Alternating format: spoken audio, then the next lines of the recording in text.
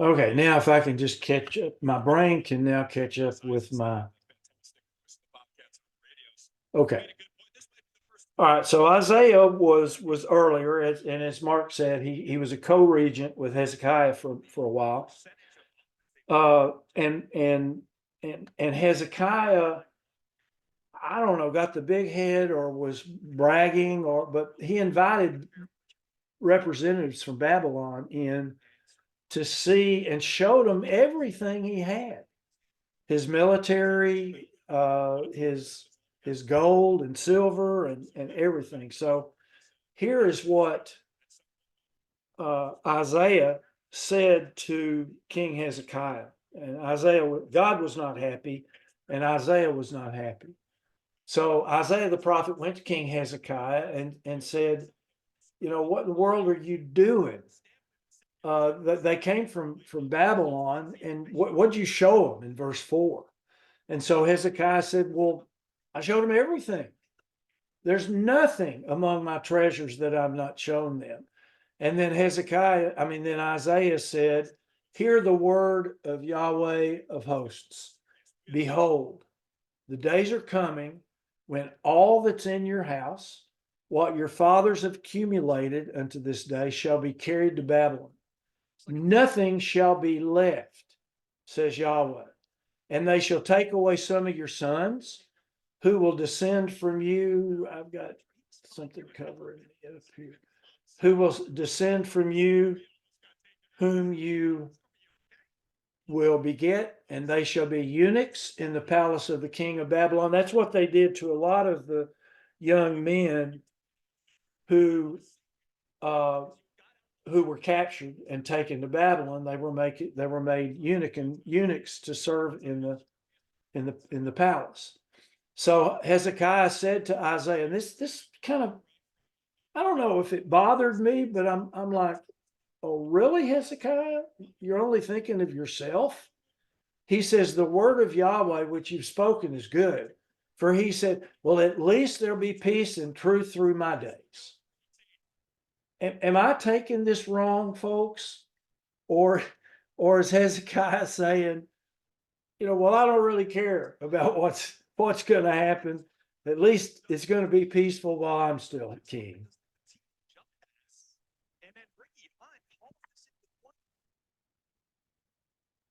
Okay. So the next prophet that I want to read a little bit from is Micah. Micah was a contemporary of Isaiah. Let me go back to the chart.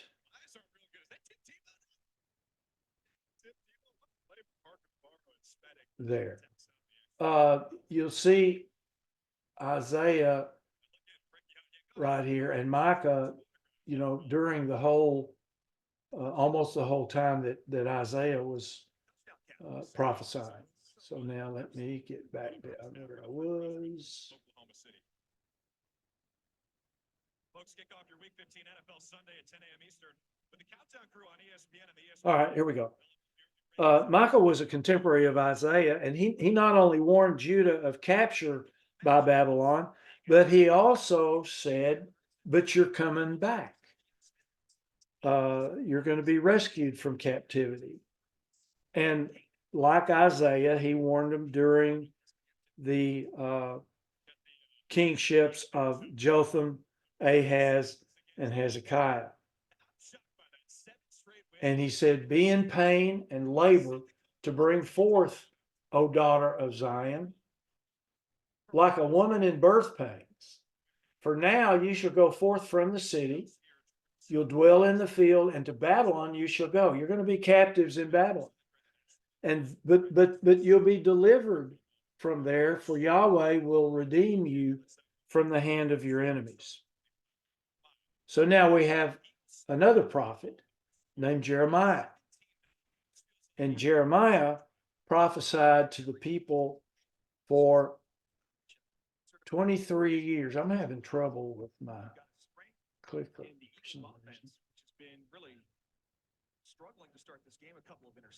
Okay, Jeremiah prophesied for a total of about 23 years, but they didn't listen. His warnings were during the reigns of Josiah, who did listen, by the way, but then the last four kings of Judah who did not listen. And as Michael showed last Sabbath, Judah's kings punished him for his words. They beat him, they put him in stocks, they threw him down a cistern, they put him in jail, and they did everything but listen to him. So here we have Jeremiah in the very first chapter. He says, the words of Jeremiah, the son of Hilkiah, of the priests. Jeremiah was a priest, who were in Anathoth in the land of Benjamin. Remember, Benjamin and Judah worked together there. To whom the word of Yahweh came in the days of Josiah. And Josiah, if you remember, was a good king. It also came in the days of Jehoiakim, who was not a good king, and he was the first king who was attacked by Babylon. Said it also came in the days of Jehoiakim, the son of Josiah, who was a good king, king of Judah, till the end of the 11th year of Zedekiah. In other words, it takes it all the way to the end of Judah, until the carrying away of Jerusalem captive in the 5th month. So this is a warning that Jeremiah tried to get across to the kings, but he was punished for his words. Jeremiah also warned of the captivity of Babylon and the return to Judah after 70 years.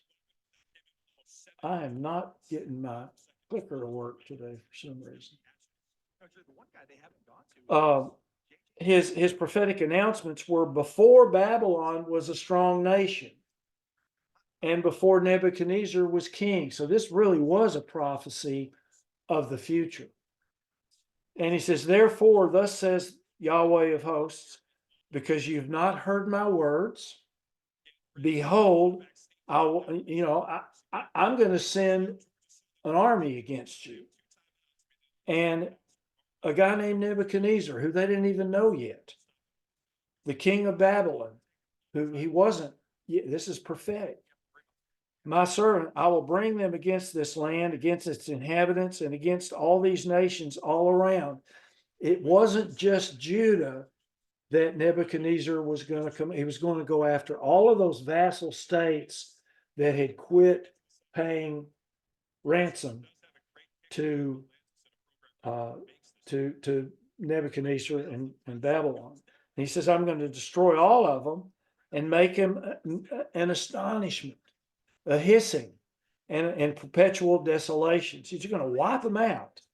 And in verse 11, he goes on and he says, and this whole land shall be a desolation and an astonishment. And these nations shall serve the king of Babylon for 70 years. I mean, this was really a prophetic announcement. Then it will come to pass, when the 70 years are completed, that I'll punish the king of Babylon and that nation, the land of the Chaldeans, for their iniquity, and I will make it a perpetual desolation. Babylon is going to cease to exist. And then he goes on and he says, for thus says Yahweh, after 70 years are completed at Babylon, I will visit you. In other words, I will visit Judah. I will visit the ones who've lived, who are captives in Babylon, and I'll perform my good word toward you, and I'll bring you back home.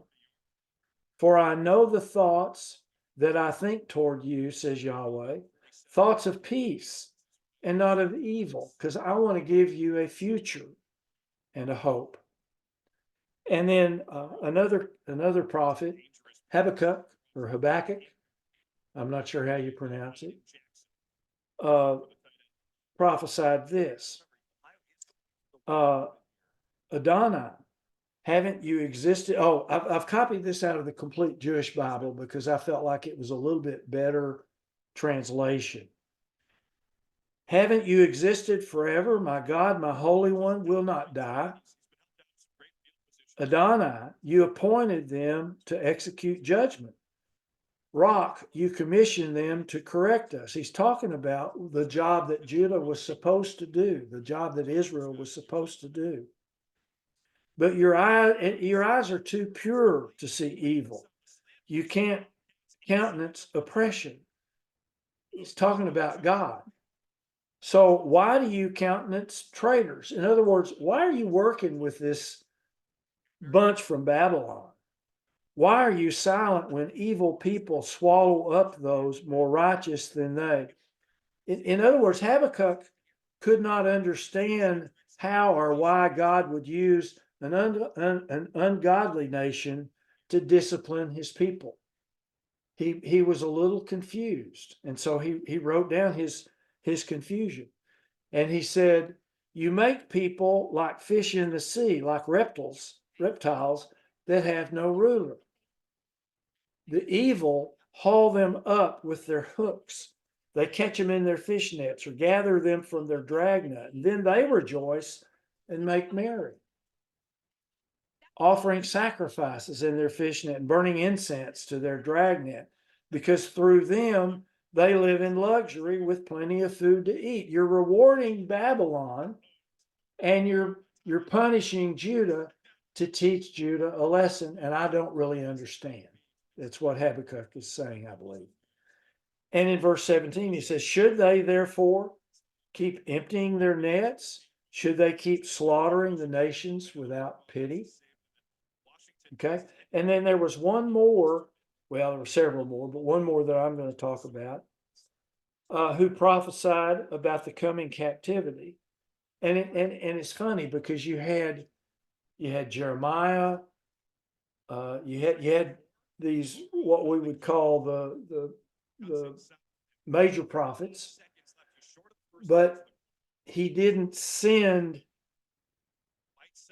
them to Judah. He sent a female prophetess named Huldah, and she came and she said, thus says Yahweh, behold, I will bring calamity on this place and on its inhabitants.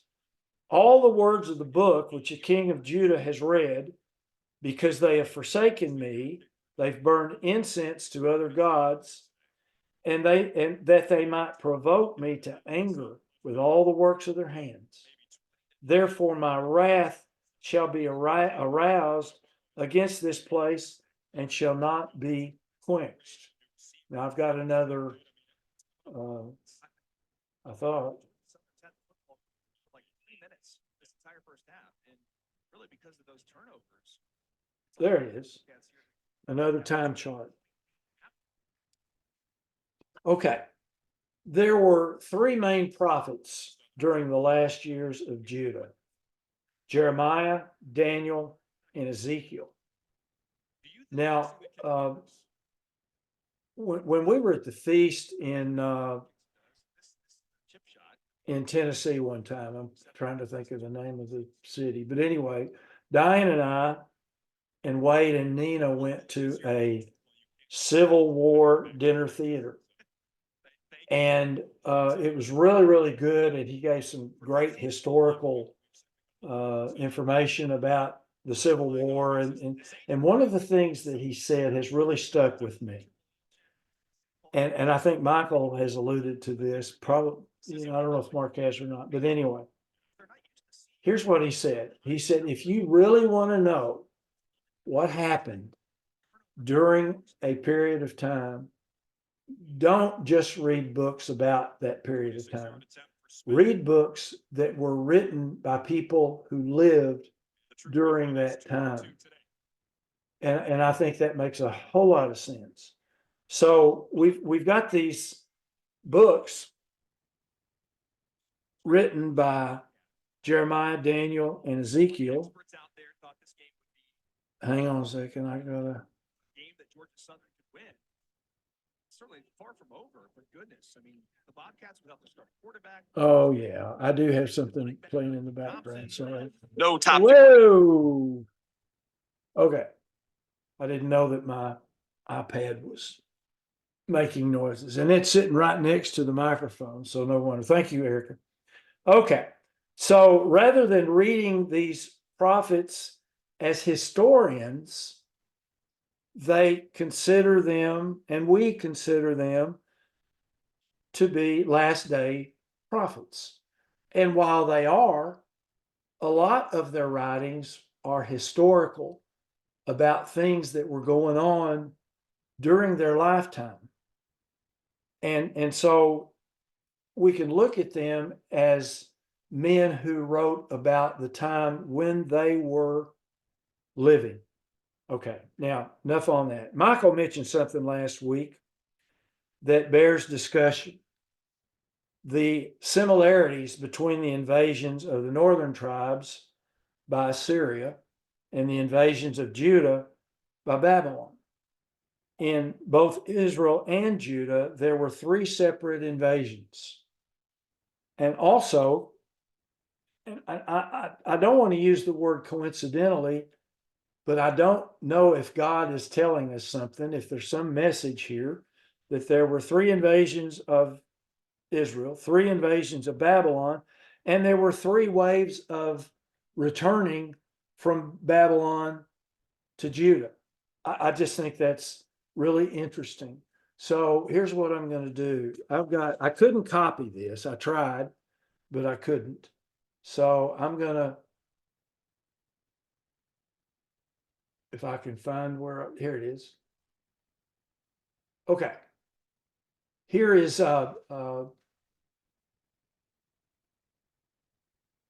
it's a chart of the 3 attacks showing comparisons between what went on in Israel and what went on in Judah. And you can see the first invasion in both places. And you can read about these in 2 Kings 17 and 2 Kings 24, as you can see it says there. Can you all see that, by the way?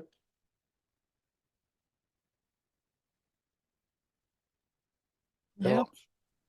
Yes? Yes. Okay. All right. We can see it, but it's too small for us. Yeah, I might be able to increase the size of it. Let me see. I don't think I can, but I can try. No, I can't. Y'all just have to listen. Don't worry about it. Okay. So the first invasion of the northern tribes. Skip, Yeah, Jim. put your cursor any place on the page and hit Control plus a couple of times.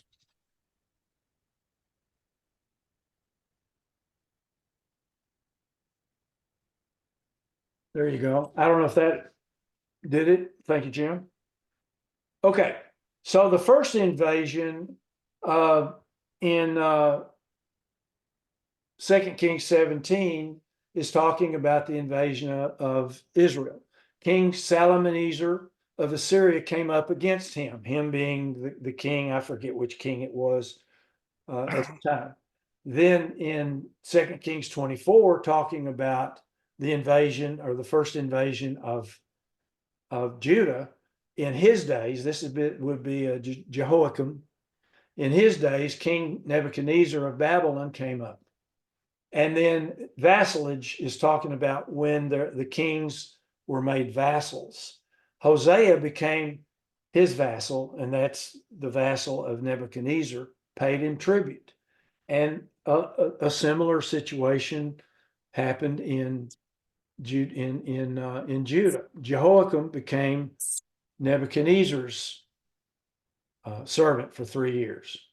I may have said Nebuchadnezzar in both, but Yeah, Shalmaneser. thank you, Shalmaneser. They like those Ezer names, don't they? Okay. And then they revolted. The king of Assyria found treachery in Hosea. If you remember, yes.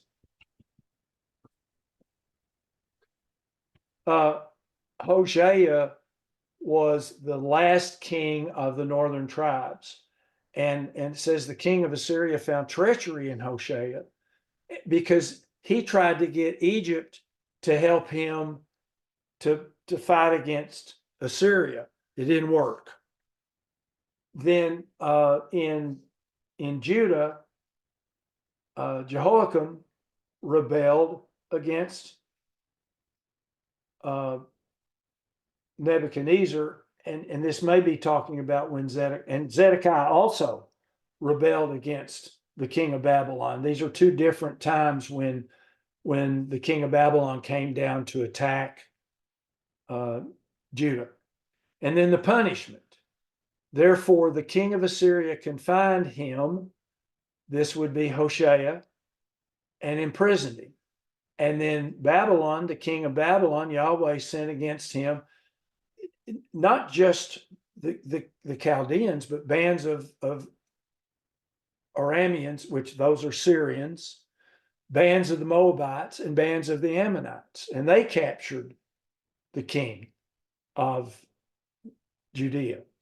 And then the first assault in Israel, then the king of Assyria invaded all the land and came to Samaria, which was the capital of Israel, if you remember. And then in Judea, it says, at that time, the servants of the king Nebuchadnezzar of Babylon came up against Jerusalem. And we'll go into these attacks again little. I just wanted to show you these similarities, which is what Michael brought up last week. And then this last one on the right, I think, is talking about when Zedekiah was the king at the very end.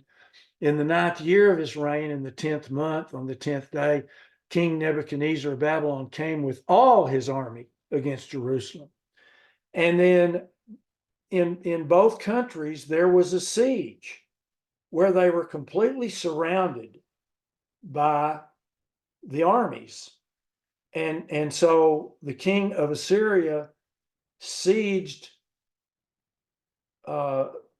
Samaria for 3 years. If you remember, it's where they had horrendous inflation. They were paying a tremendous amount of money for a donkey's head, if you remember, and a tremendous amount of money for, we never did figure out what it was used for, but pigeon dung or dove dung, I can't remember. But anyway, that was going on in the northern tribes. But in the southern tribes, later on, it says the city was besieged.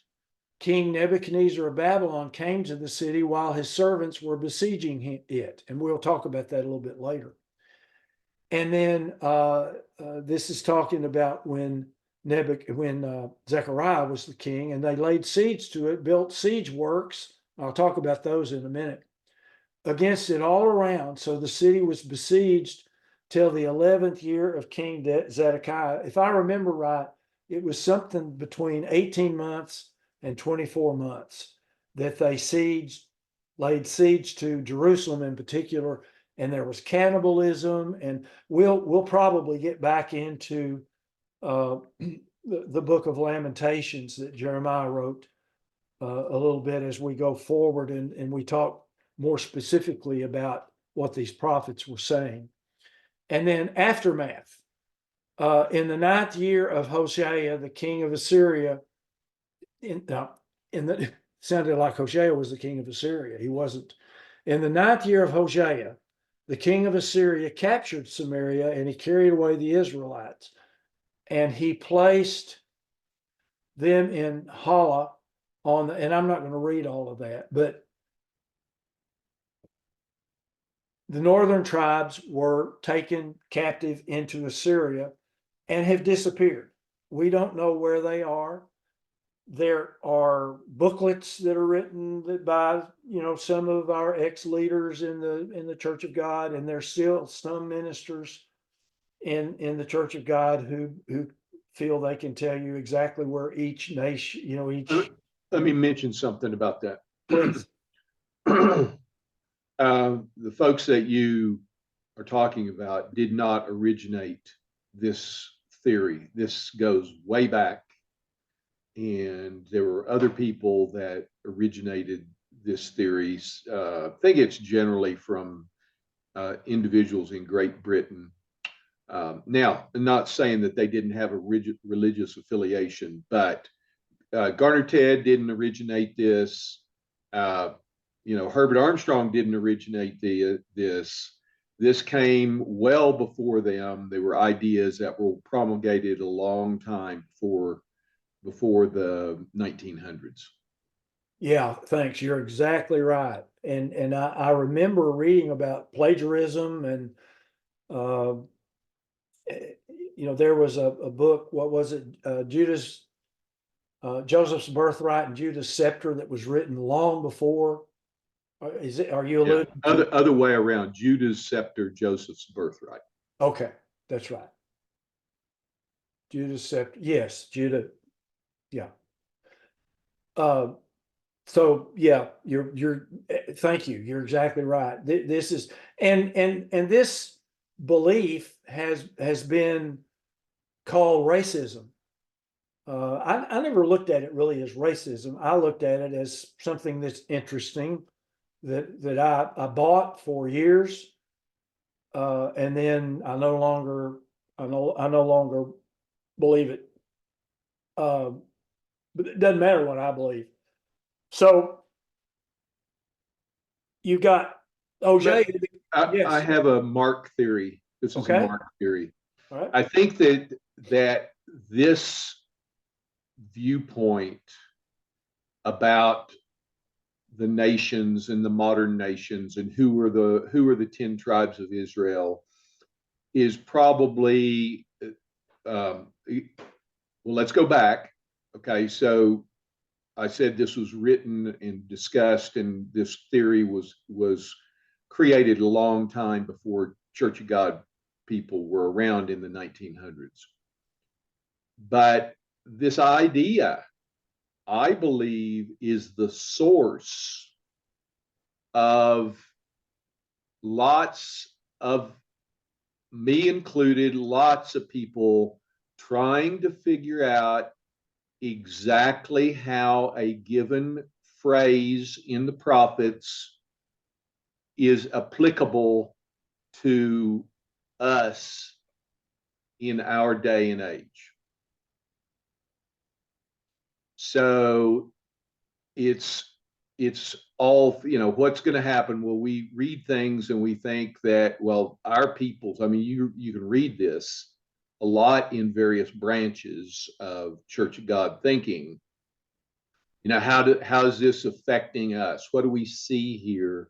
And people try to apply those things directly and specifically to various nations. And oddly enough, here in the United States, we try to apply a lot of that stuff to what's happening to our nation. Now, I am not saying that we shouldn't be aware that, if effectively the issue is when a nation sins against God, there is going to be some consequences from it. So that's all I'll say about that.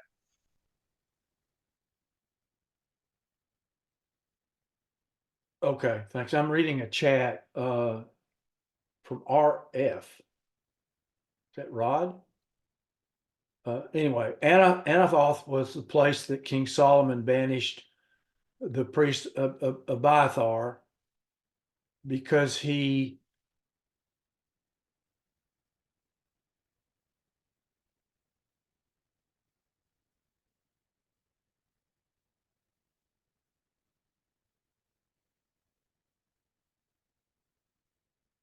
I'm missing some of this, but it's where Jeremiah emerges from a few hundred years later. Sided, okay, thank you. Sided with Adon. That's one of David's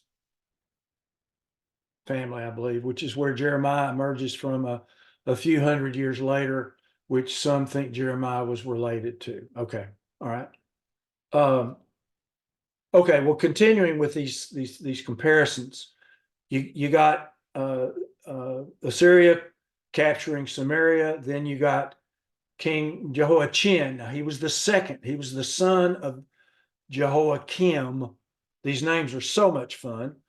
But King Jehoiachin who was also called Coniah, by the way, the writers of Chronicles use Coniah. They don't use Jehoiachin.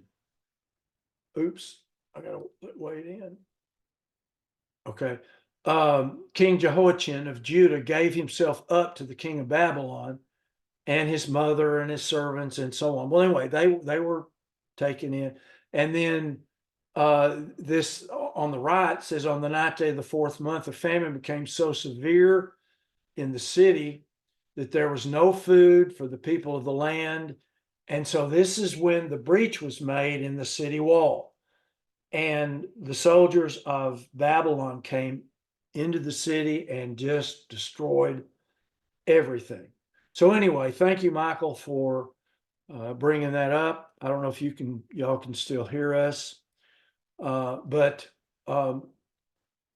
this began some deportations. Now, some of these numbers don't really add up. On the other hand, there's a however that makes them add up, which I know doesn't make any sense. But according to the book of Jeremiah, the Jews who were deported in the first wave were 832. I'm sorry. 3,000 in the first wave, 832 in the second, and 745 in the third, making 4,600 in all. Now that's not a lot of people, but it's likely that only the men were counted. And if that's the case, then we're talking about 14,000 to 18,000 people who were deported. Didn't they also concentrate on taking the higher classes of people, and a lot of the common folk were just left? Yeah. In the first, I'm glad you mentioned that, because that's where I am in my notes. In the first invasion, when Jehoiakim was the king, and I need to enlarge this. Okay, this is the trek, by the way, and I'm out of order a little bit, but you can see from here to here, they walked 1,142 kilometers. What is that, about 900 miles? 800 or 900 miles. That's a pretty long walk, especially for old people and young people. So I wonder if that could be likened to the Bataan Death March. Probably not, but I'll bet it is. That and Yes. the Trail of Tears. Yes. Yep. That was a good allegory there, Mark. Bataan Death March, because that's one of the kings died on the way. He didn't even make it. Yeah, that's right.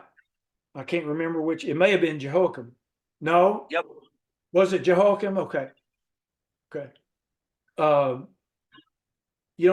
tell you what, I'm 74 and I'm in decent shape. I mean, I'm falling apart little by little, but there's no way I can make a 900-mile walk. There is absolutely no way. I would collapse. And Diane, I know she loves me, but she'd just leave me laying there. Kidding, honey. Kidding. I can't imagine making that march. But anyway, okay. So Jehoiakim was the king. Now, he had been put in power. This is really strange because you had so many different countries involved, but he had been put in power by the Egyptian Pharaoh Necho, who had killed his brother Jehoahaz, who was the previous king, after only 3 months on the throne. So Jehoiakim reigned for 3 years and then quit paying tribute to Babylon. That was not a good move. Nebuchadnezzar was not happy about that, and a whole bunch of other nations. And this was after, as I mentioned earlier, I think I did, when Nebuchadnezzar lost some battles early on, they all felt like, well, Babylon's too weak. They can't do anything about it. We're going to quit paying tribute. Well, Nebuchadnezzar came and he made all of those nations pay for it. So in the first invasion, which is what Mark was talking about a minute ago, many in the ruling class and the brightest were taken to Babylon. And I've got a skip theory. The skip theory is that they wanted those to come and teach the brightest of Babylon the many things that the Judeans knew. Because God had blessed them with a lot of knowledge. And so I think Babylon probably wanted those brighter students, if you will, to come and teach his people. But so among the prisoners taken in invasion number 1 were Daniel, Shadrach, Meshach, and Abednego. Now, obviously many others, but I don't know that any big names stand out. And so the prisoners walked this entire way, and many of them died on the way to Babylon. Now, Psalm 137, which I got out of order and I've already played it for you, and you've seen, Psalm 137, go back and read it, is about this trip. And it's about the Babylonians required them to sing uplifting songs. And one of the songs that they sang, which they wrote, of course, was Psalm 137. It was about their march from Judah to Babylon. And then I've already shown you the picture and all of that. So sorry about that. All right.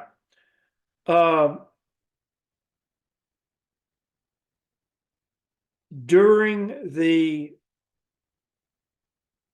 reign of King Jehoiachin, who was the son of Jehoiakim, in about 597 BC, Nebuchadnezzar attacked again. I'm going to skip that this time. Okay. So Nebuchadnezzar attacked because Jehoiakim, his father, had allied himself to Egypt, and he rebelled against Babylon. So he came and took it out on his son. And so the king gave himself up. And so Jehoiachin was taken prisoner, and they also carried off a lot of the treasures of the house of Yahweh, the temple, and the treasures of the king's house, the palace. He cut in pieces all the vessels of gold in the temple to make them easier to carry, because those things were heavy. And the ones that Solomon had put there. And Nebuchadnezzar carried away all the officials. This is the second time now. He carried away all the officials and the mighty men of valor, the fighting men, many captives, along with craftsmen and the smithies, blacksmiths. No one remained except the poorest people in the land. And so in this second deportation was Ezekiel. Jeremiah remained in Jerusalem. Jeremiah had fought and preached against fighting against Babylon and so on. We'll be getting into that later on. So even after this, we've had 2 invasions now. Judah continued to exist under Babylonian rule because Zedekiah had put Netanyahu in place as king. Does anybody know who Netanyahu is? His other name is Zedekiah. That kind of threw me. I did not realize that. But anyway, he was installed by Nebuchadnezzar as a puppet king. But Zedekiah rebelled and quit paying. And Nebuchadnezzar came with his whole army against Jerusalem. And this is when they say laid siege to it for 18 to 24 months. I may have mentioned that earlier. I'm a little early on that. This time, almost everyone was taken. Soldiers, artisans, women, children. They took King Jehoiachin, and the only people left were the poor. And some people believe that this is when the ark was hidden in a cave. We don't know. We do know that the ark disappeared at some point, and nobody knows where it is. God knows where it is, but I don't think anybody else knows where it is. So the king gave himself up, and the king of Babylon took him prisoner and carried off all the treasures of the temple and the treasures of the king's house, cut them in pieces and so on. I think I'm getting redundant here. No one remained except the poorest of the people, and they took Ezekiel. Okay. And by the way, Ezekiel ended up being basically a slave, working as a slave in Babylon. Now, I'm sorry, I did back up. I'm sorry, I was talking about Zedekiah. He was installed by Nebuchadnezzar as a puppet king, but he rebelled, and then there was the siege and so on. And it says they built siege works all around Jerusalem. You remember a while ago, I said I would mention that a little bit later. Siege works were platforms, or they were towers that an army built around and above the city walls of a city under siege. You've all probably seen pictures of these or seen them in movies, where they were able to get up and above where they're shooting arrows down toward the city that they're attacking. And so that allowed the besieging army to shoot arrows, throw missiles of war down into the city. And Jerusalem was besieged till the 11th year of King Zedekiah's reign. And I think during that time, it was 18 to 24 months that they were surrounded. Then they ran out of food and cannibalism. I mean, it was just a terrible, terrible, terrible time. Now, Zedekiah and his family fled, but were captured. And as punishment, Zedekiah was forced to witness the death of his sons, and then he was blinded. And so the last thing that King Zedekiah saw was the death of his sons. And then he was taken in chains to Babylon. So now we're at 586 BC, and I'm going to use Michael's favorite three letters, Ish. Anytime you start talking about dates back then, it's always Ish, about 586 BC. Are we meant to have a blank? Yeah, I don't. Well, I can put. I'll tell you what. I'll put something up there. But yes, basically, I don't have any more slides.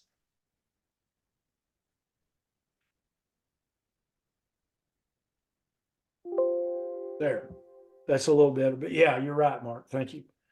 And so Nebuchadnezzar burned it to the ground. And we've got a good picture of what's going on here. He burned all the great houses. He burned all the regular houses.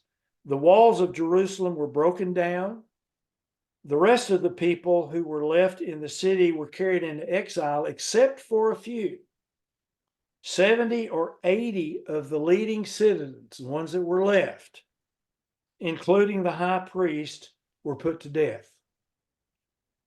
A notable exception was the prophet Jeremiah. And I found this to be interesting. He was viewed by the Babylonians as a vocal opponent of the rebellion. He had opposed it. And so then the captain of the guard left some of the poorest of the land there to be vine dressers and plow, so that the fields would not grow. Is fallow the right word, you farming people? And so then Nebuchadnezzar appointed kind of a governor, a guy named Gedaliah, who had collaborated with Nebuchadnezzar Well, you know, that wasn't real popular with the remaining people in Judea. And after 7 months, he was assassinated by his own people. And another rebellion broke out. And so during this time, some of the remaining Judeans escaped to Egypt. And among them was Jeremiah. And he went reluctantly. He didn't want to go. They forced him to go. And because he had prophesied, don't flee into Egypt. So Judah is now no longer populated by the tribes of Judah and Benjamin. It's just basically empty. And I find it interesting that in the case of Assyria and in the case of Babylon, that neither nation wanted to occupy these nations, the cities, if you will, Samaria and Jerusalem. They didn't want to occupy them. They burned them to the ground. That seems a little strange to me, but anyway, they didn't want to. I guess it was God ordained. Well, they had broken their word. They didn't keep their vassal agreement. True. Yeah, it was done out of anger and punishing them. You're right.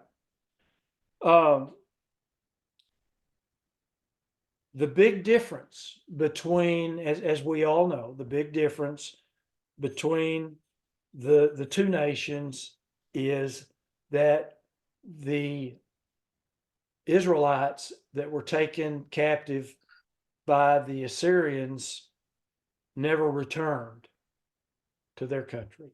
Maybe a few of them did, but as a whole. But after 70 years,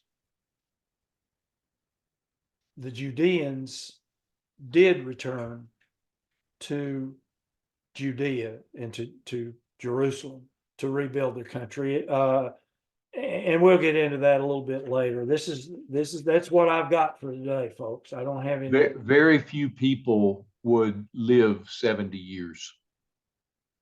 Well, that's a good point. You're right. It's almost like the 40-year march, isn't it, Mark? Well, you know, Haggai,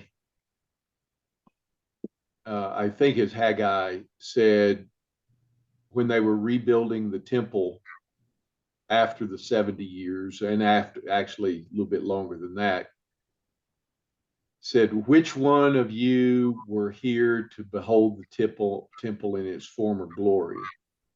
And, you know, it's sort of like very few of those returning back would have remembered, but those people wept like crazy because of the former glory was so much greater than what they had been able to muster when they came back to start rebuilding the temple.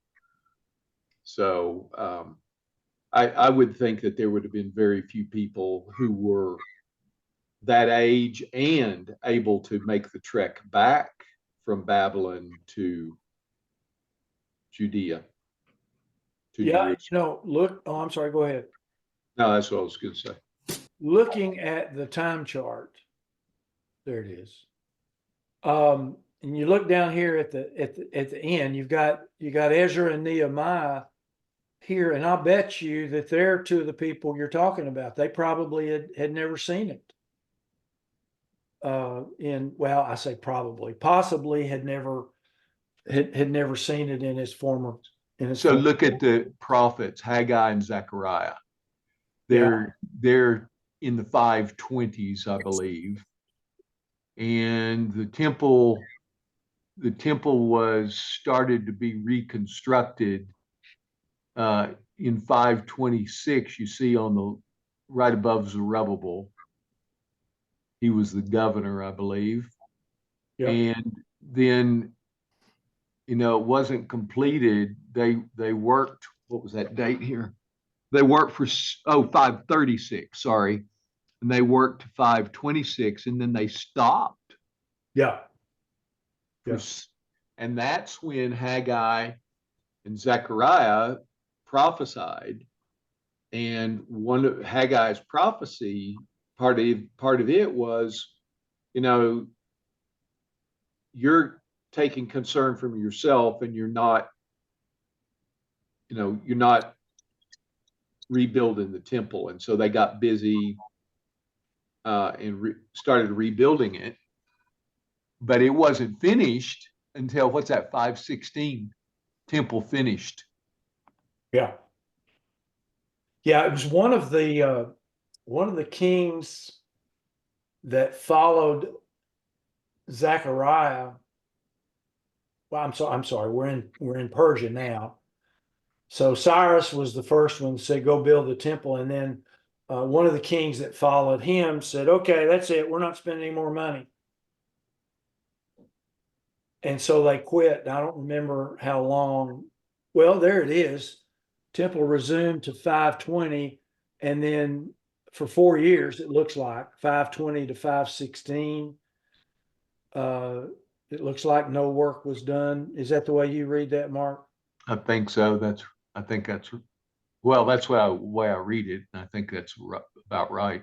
Yeah, and I How can't remember. many returned, or how many went to Babylon at first? And then the second question is, how many of those returned 70 years later, or not, or just, descended from those?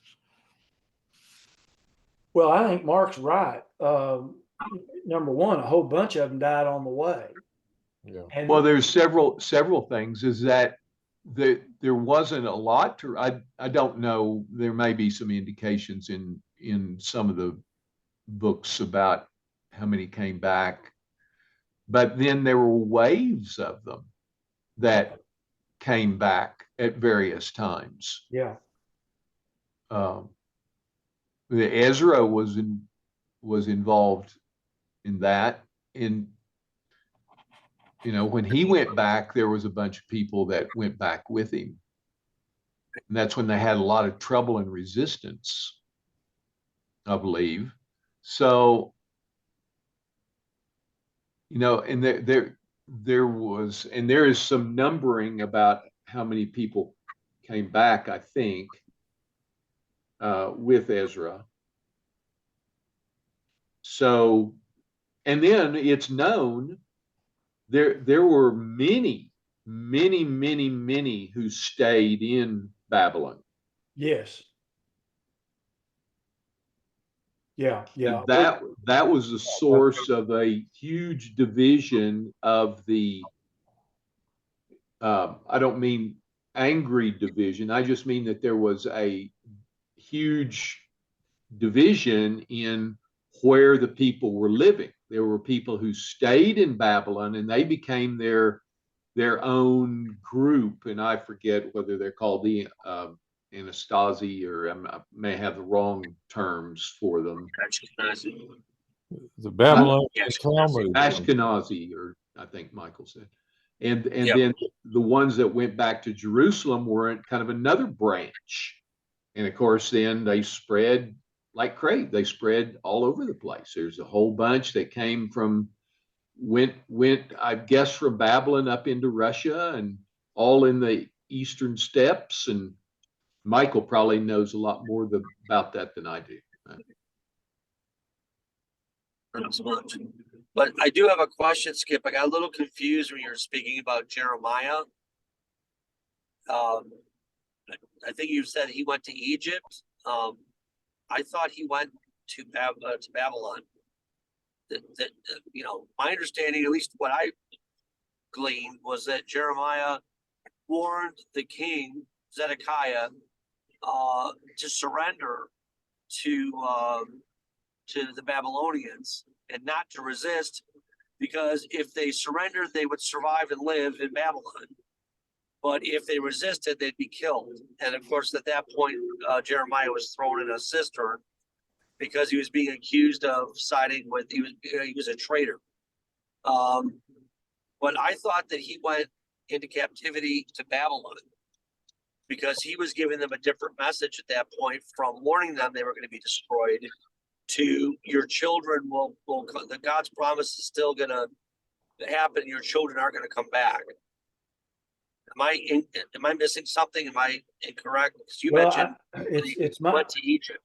it's my understanding, everything that you said is what I've read so far, except for him going into Babylon. I've not read that. I've read that he was taken against his will into Egypt, but we'll be getting into that. So we'll get that answer a little bit later. Yeah, he was taken against his will. I don't know if he ever got to Egypt, but I don't know specifically. He was taken against his will by the rebel, or the one who was in rebellion. That's interesting. And then he was, maybe I'm casting around. I think that there was a expeditionary force who went and caught up with that group going towards Egypt and released him. I'm not. It's kind of hazy to me without reviewing that, but I think it's recorded someplace in the scripture. Yeah, of course, we're going to find out a lot of this stuff. I mean, we haven't even gotten our toes to the water yet, much less dipped our toes in. We may have more yet to study than go through than we have so far. So all you people that don't like history, sorry, there's going to be a little bit more. This is really intrigued. This whole thing has intrigued me because I'd never looked at it the way we've looked at it as we've gone forward, and what you all have added to my understanding is just amazing. So anyway, I don't have anything else, but we can continue talking. Yeah, I guess the only thing I'd add, and I talked about it last week, is I'm intrigued by the consistency of this, the fall and captivity of both the northern tribes and the southern tribes. That the curses of Deuteronomy 28, or the covenant, the terms of the covenant were imposed on both the northern tribes back, and we read all that during the siege of Samaria. They ate their own children, and then you read the siege of Jerusalem and you realize it was the same thing. And of course, that just fulfills the terms of the covenant that God said of what would happen to them. And of course, the northern tribes disappeared. But the tribe of Judah was turned out a little bit differently, but they've been scattered pretty much ever since, just the way the northern tribes were. The only difference is that they remembered what their ancestry was, whereas the northern tribes lost it. Yeah. Well, this whole study for me has been very interesting. And by the way, not that it's any big deal, but Prove All Things that they have every Tuesday.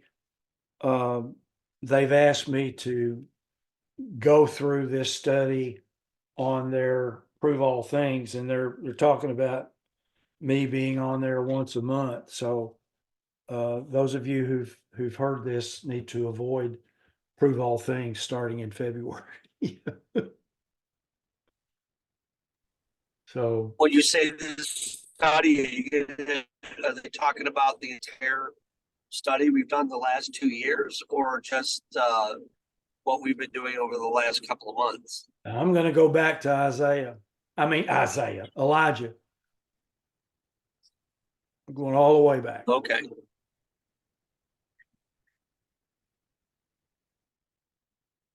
And they I don't care whether they keep me on there or not, but I think it's an interesting study. I'm not saying I'm doing a great job, but it's really, I think, interesting to study the history of Israel and Judah.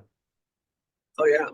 Was it just Mike hosting? Because I know Jeff still. I don't have any word on Jeff. I think Jeff may be coming back fairly soon. Oh really? I think he and he and Ann are going to go on a cruise. Kind of I don't know, get to know each other kind of thing. I hate to put it that way, but, so hopefully, the marriage, and Connor's coming back in 2 weeks, I believe. Oh, well, good. So I didn't, all right, thanks for the update. I didn't know. Skip, Prove All Things, is that a podcast, a website? What is that? Every Tuesday morning, the Church God International has a program called Prove All Things, which to me that's a misnomer, but that's what they call it. And you can get it on it's at 11 o'clock Central Time. I'm thinking that's right. 11 o'clock Central Time, and it lasts for about an hour, and they'll have a guest on every week. You can find it on the churchgodinternational.cgi.net. You can find it on Facebook. Anyway, if you're interested, I can send you something. Skip. Yeah, It's recorded too. You don't have to see it live. that's right. It is recorded. And where is that, Wade? It's on CGI's website, right? Yeah, any webpage or Roku. Okay. All right. Anybody else? Good job. Enjoyed that. Very thorough. Well, thanks. I was I really didn't know what direction to go. I've got 16 pages of notes, and I only used 7 of them today. So anyway, okay, I guess that's it. Let's see. Jim Williams, would you close us out today?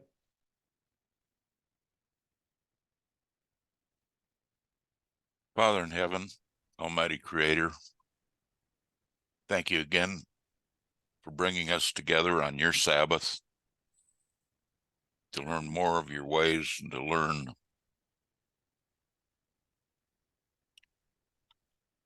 how Judah